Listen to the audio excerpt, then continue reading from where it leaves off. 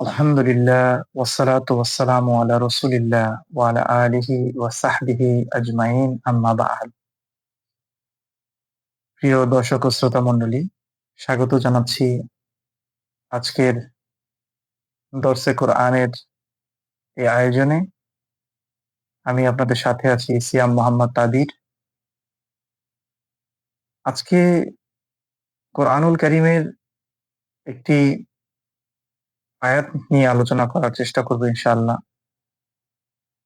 কোরআনুল কারীমের যে ভাবার্থ আর যে গভীরতা, সেটির মর্মার্থ অনুধাবন করতে না পেরে আমরা অনেক সময় বিভ্রান্ত হই। আমাদের আলেমানা খেতাবের পেছনে আমাদের যে অন্ধকারাচ্ছন্নতা, অজ্ঞতা, সেটা আমাদের কলমের লিখনীতে ফুটে ওঠে। মোহাব্বত ও ইশকে ইলাহির যে খোরাক আমাদের অন্তরে প্রজ্ঞার জাগরণ ঘটায়, সেটা থেকে আমরা দূরে সরে যাই। শুধুমাত্র কোরআনুল কারীমের মর্মার্থ পুঁথিগত অনুবাদ থেকেই হাসিল করার চেষ্টা করে থাকি। কিন্তু তৌফিকে এলাহি যদি না হয়, তাহলে প্রকৃত মর্মার্থ কোরআনুল কারীমের উপলব্ধি করার ব্যাপারে অজ্ঞতা এবং অসারতা থাকাটাই স্বাভাবিক। তো সূরাতুদ দুহার একটি আয়াত, আউযু বিল্লাহি মিনাশ শাইতানির রাজীম, বিসমিল্লাহির রাহমানির রাহিম। ওয়া ওয়াজাদাকা দাল্লান ফাহাদা। এই যে একটি আয়াত আছে সূরাতুদ দুহার, এই আয়াতকে ঘিরে আমাদের সার্বিক আয়োজন আজকের। তো প্রথমে এই আয়াতটির কে কি অনুবাদ করেছেন, চলুন জেনে আসার চেষ্টা করি ইনশাআল্লাহ। তো প্রথমে আমার সামনে আছে ইসলামিক ফাউন্ডেশন বাংলাদেশের প্রাচীন একটি প্রকাশনা, ষাটের দশকের 1968 এর একটি প্রকাশনা, যখন পরিচালক ছিলেন ডক্টর মোহাম্মদ মুশফিকুর রহমান, প্রকাশক ছিলেন ডক্টর মোহাম্মদ আব্দুল সালাম। তখনকার একটি প্রাচীন প্রকাশনা আমি বেছে নিয়েছি। তো আয়াতটির অর্থ কিংবা তর্জমা করা হয়েছে ইসলামিক ফাউন্ডেশনে। তিনি তোমাকে পাইলেন পথ সম্পর্কে অনবহিত, অতঃপর তিনি পথের নির্দেশ দিলেন।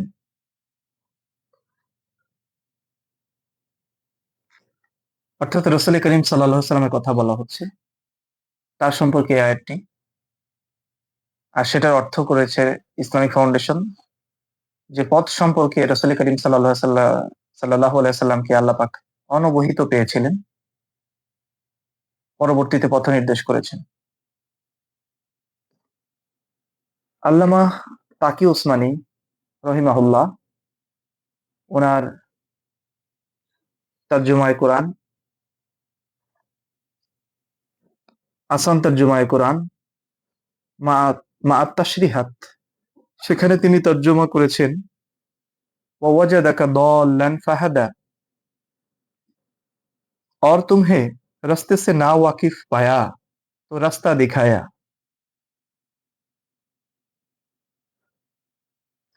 অর্থাৎ আল্লাহ পাক আপনাকে রাস্তা থেকে, হেদায়েতের পথ থেকে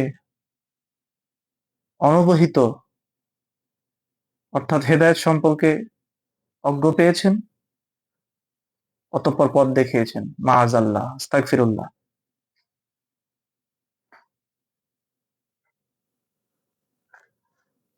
এটি, এরপরে আছে আমার কাছে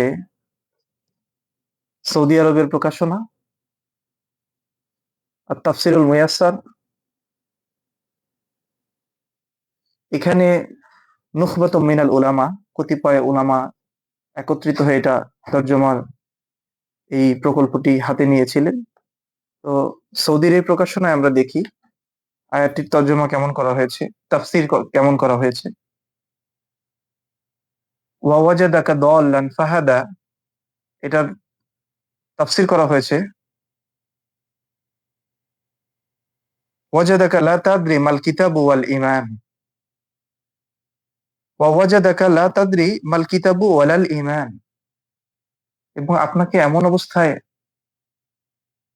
আল্লাহ রাব্বুল ইজ্জত পেয়েছেন, যে অবস্থায়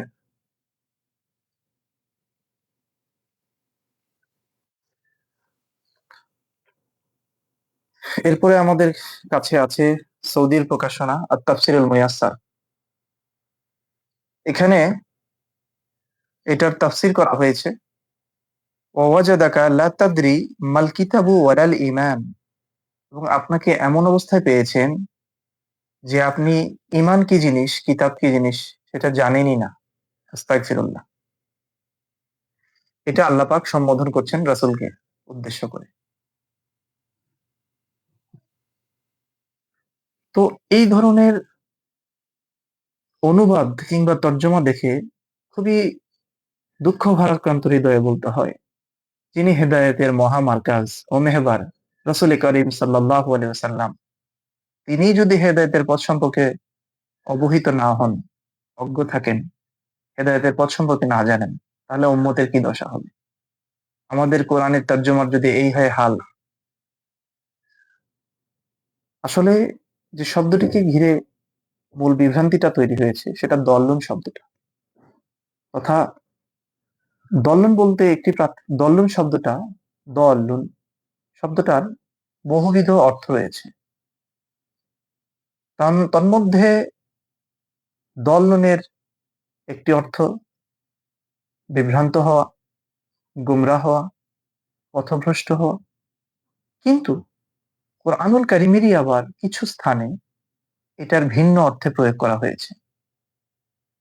তো এই ক্ষেত্রে মুনাসিব কিংবা উত্তম কোন অর্থটি গ্রহণ করা উচিত, সেটা আমাদের প্রজ্ঞা এবং জ্ঞানের সমন্বয়ে সেটা বের করে নিয়ে আসা উচিত। কিন্তু আমরা যদি এখানে বিভ্রান্ত কিংবা পথভ্রষ্ট অর্থ নেই, তাহলে তাজদারে কায়নাত হাবিবে আকা সাল্লাল্লাহু আলাইহি সাল্লামের শানের কত বড় খেলাফ হয়, আমরা কি একবার ভেবে দেখেছি?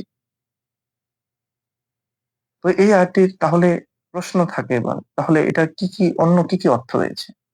এই শব্দটির, দল্লন শব্দটির আর কি কি অর্থ হয়? পথভ্রষ্ট, গোমরা হওয়া, বিভ্রান্ত হওয়া। এটা ছাড়াও দল্লন, আল্লাহ আপনাকে পেয়েছেন দল্লান, ওয়াজাদাকা দল্লান, পথভ্রষ্ট, পথহারা পেয়েছেন, এমন অর্থ না নিয়ে আর কি অর্থ আমরা নিতে পারি? চলুন জানার চেষ্টা করি।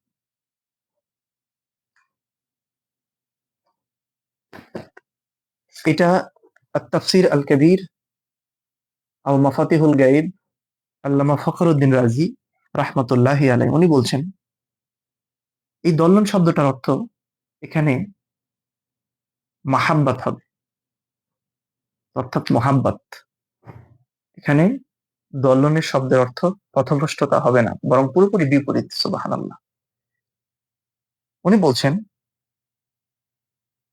এরকম আরো একটি আয়াত কোরআনে আছে, সেটির যেখানে দলাল শব্দটা ব্যবহার করা হয়েছে, সেটার উদাহরণ টেনে তিনি বলছেন, ইন্নাকা লাফি দলালিকাল কাদিম। সূরা ইউসুফের একটি আয়াত আছে, ইন্নাকা লাফি দলালিকাল কাদিম, নিশ্চয়ই আপনি দলালিকাল কাদিম, অর্থাৎ হযরত ইউসুফ আলাইহিস সালামের পিতাকে তার সন্তানেরা, অন্যান্য সন্তানেরা বলেছিল যে তো আপনি তো আহ, আপনার যে পুরাতন যে ভালোবাসা, মহাব্বত, অর্থাৎ ইউসুফ আলাইহিস সালামের প্রতি, সেটার মধ্যে আবিষ্ট আছেন। ইউসুফের মহাব্বতে আপনি এখনো আছেন। তো এখানে মহাব্বত অর্থে কিন্তু নেওয়া হয়েছে। সুবহানাল্লাহ। তো তার মানে দলাল শব্দটার অর্থ মহাব্বত নেওয়া যায়। চলুন দেখি ফখরুদ্দিন রাজি রহমতুল্লাহ আলাইহি কি বলেছেন। উনি বলেছেন, আই মাহাব্বাতুক, অর্থাৎ দলাল শব্দের অর্থ এখানে মাহাব্বত হবে। ওয়া মা'নাহু আন্নাকা মুহিব্বুন ফাহাদাইতাকা ইলা শারা'i আল্লাতী বিহা তাতাকাররাবু ইলা খিদমাতি মাহবুবিক।